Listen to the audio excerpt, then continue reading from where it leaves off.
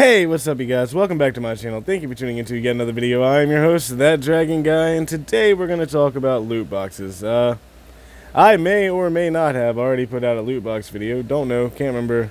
And, well, if I did put it out, it's quite a while back in my video list here. But, doesn't matter. Let's talk about loot boxes. How do you feel about loot boxes? Write your comment down below. The way I feel about loot boxes is, if you're such a lazy game developer that you can't make money off of a really, really great story in a video game, or you can't make money off of any DLC that you would add to the game to make the game better, not add to the main story per se, but add other stuff to the game. For instance, Skyrim's DLC either expanded on the story and made more stuff to it with the Dragonborn DLC, or with the Hearthfire DLC, I believe it was, you were able to build your own house. That's really good DLC. That's really great, and I am happy to pay for that. But if your game is a game to where you buy credits or keys or whatever else you need to open a box that you can't see in, a box, you can't see in it, you don't know what's in it, but this one little box will either make you the best player in the entire game, multiplayer or single player, whatever, or it'll make you the worst player because you get nothing but crap out of the box. Well, then you're just a lazy game developer. A very, very freaking lazy. Like, here's a good example how I think something close to loot boxes that I think should be used more often. For instance, one of the best online multiplayer games that I can think of is probably Grand Theft Auto 5. And that's because I don't play like Fortnite or Anthem or any of those battle royale games. I don't play them because I'm not much into just flat out shooter, win the ranked match bullcrap. I'm more into there's a variety of different things you can do online, like GTA 5. I can race, I can go swim and get eaten by a shark online, I can just run around town and shoot random people. But the point about GTA 5 is GTA 5 has it set up to where there's no DLC, which I am mad about, by the way, because there was promised single player DLC that they never got to, but that's beside the point. But their online thing is set up to where you pay money to get in-game money, but here's the catch. You can go to any of the in-game stores, whether it's on your mobile app on your phone or a clothing store in the game or whatever, and you can see exactly what you're paying for. You can see exactly what the hell that item does. And if it doesn't give enough information on the game for you to see what the item's for, then you can go online, look at someone else who has already bought that car or gun or aircraft or boat or base or whatever, and you can see what it does, all the features it comes with. Rockstar did something similar to loot boxes, in my opinion. That is the best thing you could possibly do. While we have other game companies that are just giving you a box and giving you either a box of crap, which most of them are a box of crap as far as I've heard from friends of mine. I don't know. I've never bought a loot box. I never will. Screw loot boxes.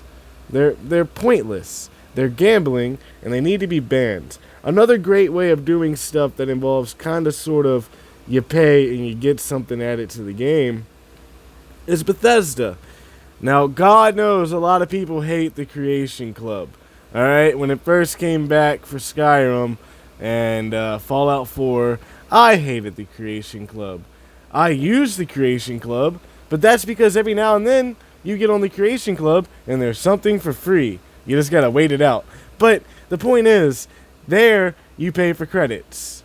And when you pay for those credits, you have a certain amount that you can use to buy different mods. The thing is, though, each individual mod tells you exactly what you're getting out of that mod. Exactly. Every single last detail added. You can read the description, you can click it and click buy and be happy. while loot boxes tell you absolutely nothing. You could waste thousands of dollars and not even get one good thing on loot boxes. You know why? Because it's gambling. I don't understand. When did game creators become so lazy and so money hungry that all they can do is give you a picture of a box and be like, here, give me money for this box. It might have good stuff in it. It might have bad stuff in it. You don't know till you buy it. And there's this new thing. I can't remember what game is doing it, but there's a game right now. I heard about it from Inside Gaming. Yeah, I'll put a link to that video somewhere in the description. But Inside Gaming just yesterday talked about it. Some gaming company gave the ability to X-ray a loot box and see what's in it. But here's the catch. You have to buy whatever you X-ray. Otherwise, you can't X-ray anything else whatsoever. That's gambling with an extra step. That's like a poker dealer at a casino in Vegas going, all right, look. These are the cards I got. If you win the pot.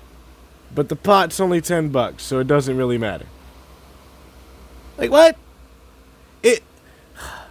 Like, if you're gonna give the X-ray, alright, cool, fine. Do your loot box, do your X-ray. But I should be allowed to X-ray every single box until I find something that I actually want, and then I'll pay for it. Don't make me give you money for something that might make me worse at the game.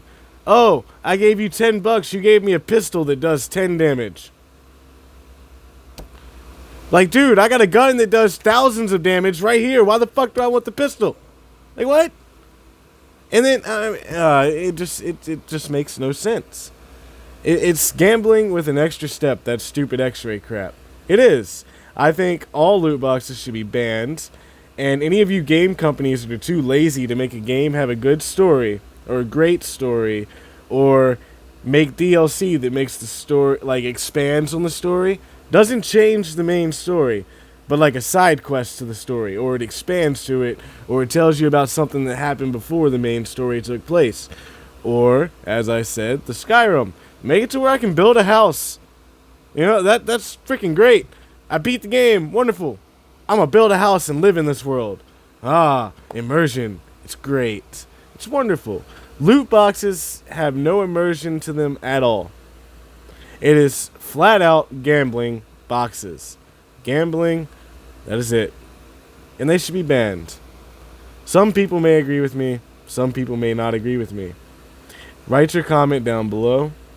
Like I said, in my opinion, any loot box type thing, I'm fine with Rockstar's Grand Theft Auto 5 and Red Dead Redemption 2's online aspect.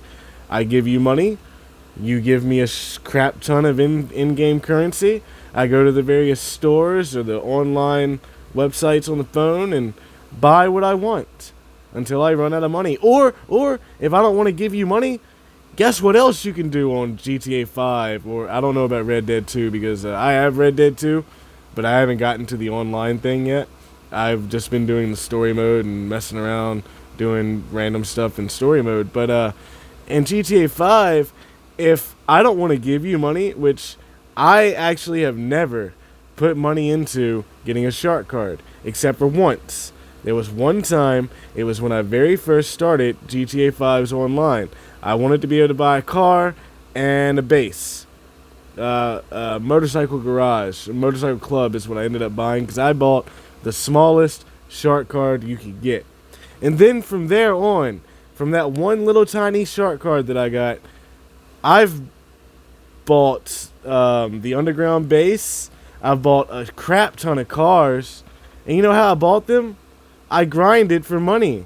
I personally love grinding in a video game. You know why? Because if there is something in a video game that I want, some special attack, some special base, some special gun that cost a lot of freaking money, I'm like, alright, I'll work towards that. I'm going to save up all the money I make from all these stupid little missions that I do, and I'm going to buy it. Because grinding, in my opinion, It's quite fun. It gives you something to look forward to, a grand prize, something you're working towards, you know? But loot boxes don't do that. You could have bought one of the loot boxes games today and sunk $5,000 into it. And now because you sunk that much money into it, you are the top player throughout the entire game, even though you've never played it. You're the shittiest player out of all of them. But because of your stupid massive gun that does so much damage because you put $5,000 into the game of loot boxes and you end up getting the one legendary gun that will kill everybody in one hit, you are now the best player because you had money. That is bullshit and not fair to any gamer ever. Because I'm not rich. I'm not. I can't afford to put thousands of dollars into loot boxes to get the best weapon, to be the best player. No, I'm a gamer that believes in order to be the best player, you have to grind. You have to learn every aspect of that game. You have to get good. Alright? What happened to the whole getting good thing? Now it's just if you got money, put a shit ton of money in there, and you're the best player. That's what loot boxes essentially are. And I don't agree with that.